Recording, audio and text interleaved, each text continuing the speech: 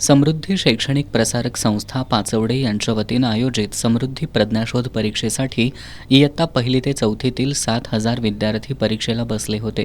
त्यातील गुणवंत विद्यार्थ्यांचा आज सत्कार समारंभ आयोजित करण्यात आला होता. या कार्यक्रमात बोलताना शिक्षक नेते भरत रसाळे यांनी 21वे शतक हे ज्ञानयुग असून या युगामधील मुलं हीच पालकांची संपत्ती आहे. या संपत्तीचं जतन करून परिपूर्ण विद्यार्थी घडवणं हे पालकांचं कर्तव्य असल्याचं सांगितलं. आई वडील हेच मुलांच्या स्वप्नाचे पहिले प्रवेशद्वार आहेत. ही स्वप्न फुलवण्यासाठी त्यांनी पूर्ण क्षमतेनं योगदान द्यावं आणि अभ्यासाबरोबरच मुलांच्या आहाराकडेही लक्ष द्यावं असं आवाहन त्यांनी केलं. यावेळी मान्यवरांच्या उपस्थितीत प्रज्ञाशोध परीक्षेतील गुणवंत विद्यार्थ्यांचा सत्कार करण्यात आला.